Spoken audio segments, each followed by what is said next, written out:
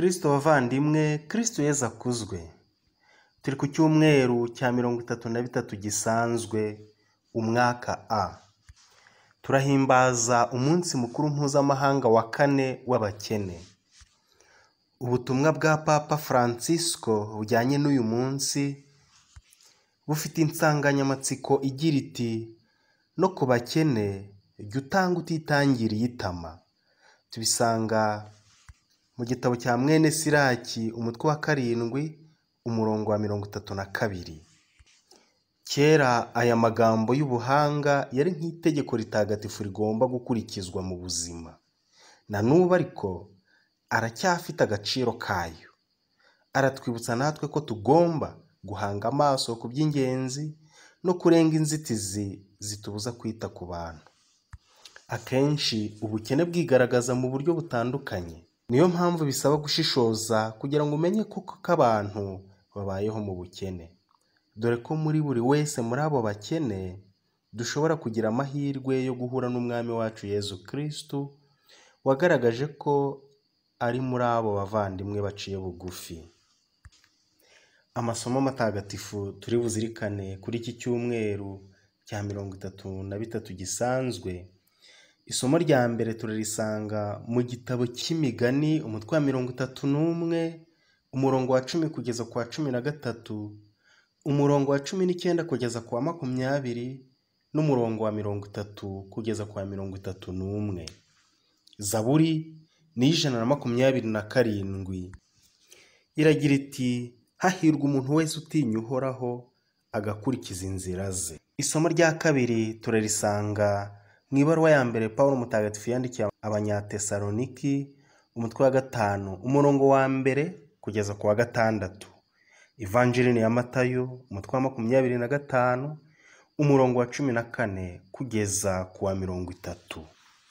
Isomo rya mbere rikuyemo igisigo kitagira uko gisa kirata ba bagore batabarika bitangira ingo zabo bigatuma nabo banezerwa kandi nabo bakabibakundira.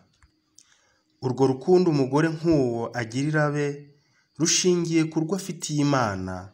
Iri somo riragira riti umugore w'umutima azabonwa nande kasumbije agaciro amasaro meza. Umugabo wamwiringira bikuye ku mutima maze agakunda agatunganirwa. Uwo mugore aramunezeza na rimwe ntajya mutenguha iminsi yose y'ubuzima bwe. Ashakashaka ubudodo n'ubuhivu bworoshye maze intoki ze zigashishikarira kuboha. Ikiganza cye agicyamurira ku rubohero, maze intoki ze zigasingira ikizingo cy'ubudodo. Amaboko ye yaramburira abakene akagirira ubuntu ababuraniwe. Ikimero kirashukana n'uburanga bugashonga, ahubwo umugore utinya Uhoraho niwe ukwiye kuratwa. Mujye mumwegurira ibyavuye mu kuboko kwe kandi aratirwe mu ruhame ibyo yakoze. Bakristo bavandimwe, mumaze kumva uko umugore utinya Uhoraho agashishikarira gukora azajya yamamazwa. Uko uwo mugore akora niko umugaragu w'indahemuka agomba gukorera Imana. Ese mugore, izi ndangagaciro zose tumaze kumva ziranga uyu mugore wasanze nawe zikuranga? Ese abagore b'umutima baracyabaho? Bazabonwa nande? Ibyo ntibivuze ko abagore nk'abo batabaho cyangwa ari ntabonwa. Gusa biratwumvisha ko umugabo ushakashatse yitonze uwo bazabana azamubona kandi akazanabihemberwa. Mwa bagore mwe, nabashishikariza gusoma iki gisingizo cy'umugore w'umutima mwitonze dusanga muri iki gitabo cy'imigani umutwe wa 31 guhera ku murongo wa 10 kugeza ku wa 31. Witekerezeho urebe nawe niba izi ndangagaciro z'umugore w'umutima hari izubuzemo, maze wishyire ku munzani urebe koko niba uri umugore w'umutima. Hari bamwe barasanga batuzuye, abandi usanga batashimirwa ibikorwa byabo kubera ko atari byiza, ku buryo ushobora gusanga abagabo babo barishwe n'agahinda. Mwa bagore mwe nimwivugurure, mwongere mwubake ubuzima bwanyu kugira ngo urugo rwanyu rukomere. Cyakora sinavuga ko n'abagabo ari shyashya. Ni gute ubaniye umugore wawe? Ese ujya umushimira ibyiza yakoze? Nanga igihe cyose uramutota ukabona ntacyo yigeze akora. Bavandimwe, mureke tworoherane, hato Nyagasani atazadusanga turi mu buzima bw'amakimbirane, kutumvikana n'ibindi bibi byose bishobora gusenya ingo. Isomo rya kabiri riradusaba kuba maso. Umunsi wa Nyagasani uzaza, ariko ntawe uzi igihe. Riratubwira riti, naho ku byerekeye igihe n'amagingo ibyo bizabera, bavandimwe, ntimukeneye ko tubibandikira. Ubwanyu muzi neza ko umunsi wa Nyagasani uzaza nk'umujura wa nijoro. Igihe rero bazaba bavuga ngo, mbega amahoro n'umutekano, nibwo icyorezo kizabatungura nk'uko ibise bitungura umugore utwite, kandi nta mahungiro.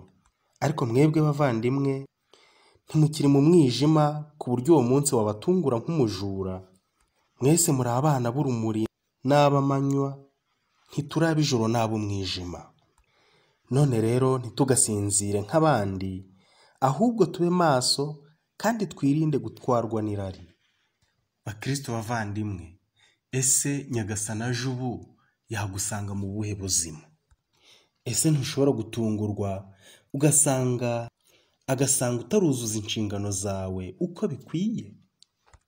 Hari igihe ushobora kudamarara, ukiberaho mu mahoro n'umutekano urambye, ukibagirwa ubitanga, umunsi wa Nyagasani ukazagutungura. Ivanjiri iratwibutsa ko Nyagasani naza azatumurikisha ibyo yatubikije byose, agira ati, ibyo nabahaye n'inyungu zabyo biri hehe? Aho ntazambwira ati, umariye iki? Ese koko Imana yatubikije iki? Uyu uvugwa muri uyu mugani ni Kristo. Uko yagiye adusigiye ibintu bye, ni nako azagaruka amurikisha ibye n'inyungu. Abagaragu bahawe amatalenta ni twebwe, tugomba kuzabisubiza hamwe n'inyungu yabyo. Buri wese Imana yamuhaye amatalenta ikurikije uko abishoboye. Twese dutatse ingabire, buri muntu ku bushobozi afite: ubwenge n'ubuhanga, umutima, ubukungu n'ububasha. Ntibazatubaza uko ubwenge bwacu bumeze cyangwa uko turi abakire n'abanyamaboko, ahubwo bazatubaza urwunguko rw'ibyo baduhaye nubwo byaba ari bikeya. Ubwenge n'ubuhanga ni imfura mu byo twahawe. Ese twabikoresheje dute? Uwanze kwiga no kujijuka kubera ubunebwe cyangwa uburangare, yakungura ati ingabire z'ubwenge, yakwigarurira ati byamuremewe. Ubwenge n'ubuhanga bigomba kubyara amajyambere, n'amajyambere agakiza abantu kandi agasingiza Imana. Naho umutima ni kami ka muntu. Umutima waremewe gukunda, kubana, kugira impuhwe no gushyira hamwe. Nta cyasimbura urukundo, umubano n'amahoro. Ariko umutima ushobora kubyara umujinya, ubwicanyi, intambara, bigatuma umuntu ahinduka ibuye. Ubwo se urwunguko rw'umutima wacu rwaba ari uruhe? Imana yaduhaye ingabire zinyuranye. Ese koko turazikoresha? Aho ntitumeze nk'uriya muntu wa gatatu wahawe talenta, akazitaba ntazikoreshe kugira ngo zibyare inyungu. Wasanga ibyiza Nyagasani yaduhaye ngo tugeze ku bandi tukibiryamanye. Uyu muntu yari yicaye atuje, azi neza ko ari nta kibazo afite, ko uwamubikije ibintu naza azabimusubiza uko yabimuhaye. Mbega ubwenge buke! Ni nk'aho byari bimubangamiye. Mumenye rero ko dutunze byinshi bitari ibyacu. Iyi si dutuye n'ibyo tuyikoreramo byose si ibyacu. Aho ntiwibwira ko ibyo utunze ugomba kubikoresha uko wishakiye, ugasesagura, ukiba, ugahuguza iby'abandi, wibwira ko bitazakugiraho ingaruka, uzabibazwa. Kristo yaduhaye inkuru nziza, Kiliziya, aduha n'intumwa, atubera umushumba, ukuri n'ubugingo. Twabikuyemo nyungu ki? Batisimu, ugukomezwa no gushyingirwa byatumariye iki? Aho ntitwabitse ayo masakaramentu mu mpapuro, impapuro zikabikwa mu bitabo, byose bigahera muri paruwasi. Penetensiya n'ukarisitiya byera izihe mbuto? Kristo yaturaze umubyeyi we Bikira Mariya, adusigira isengesho rya Dawe uri mu ijuru, aduha ingabire y'amahoro n'itegeko ry'urukundo. Ese ko tubinyanyagiza mu nzira zacu, tukabikandagira kubera irari n'uburangare, ese mugira ngo ibyo byose bizapfa biherere aho nta kibazo? Kubera ko bamwe babona ko Yezu yatinze kugaruka, bibwira ko atazagaruka. Kubera ko Yezu ari umunyambabazi n'inshuti, natwe tukibwira ko atakiri umucamanza w'intabera. Kubera ko Yezu ari rugira, tukibwira ko atagikurikiranye urwunguko rw'ibyo yatubikije. Turibeshya. Bavandimwe, tureke gutekereza no kugenza nk'abana bakinisha ibyo bahawe. Kristo ntiyabikije ingoma y'abana, ahubwo yaravuze ati, muzambera abagabo. Ntituri abagabo b'abahemu, ahubwo turi abagaragu b'indahemuka. Rero tuzanire Kristo urwunguko rwitwa ukwemera, ubutungane, urukundo ndetse n'ubutagatifu. Amatalenta twahawe si amafaranga tubitse azabyara inyungu, si ibintu dutunze tuzagurisha tukabona inyungu. Ibyo byose twarabihawe kugira ngo bidufashe kubaho duhindura isi nziza. Amatalenta twahawe ni ingabire buri wese yahawe, atagomba gupfukirana, atagomba gutaba, ahubwo agomba gukoresha akabyara inyungu, maze buri wese akazagororerwa. Buri wese yisuzume, arebe ingabire yahawe niba ayikoresha cyangwa nawe niba yarayitabye. Ushobora kubaho mu mutuzo, ukadamarara, ukumva nta kibazo ufite, ntiwite ku bakene, ugatsikamira abandi witwaje ubukungu.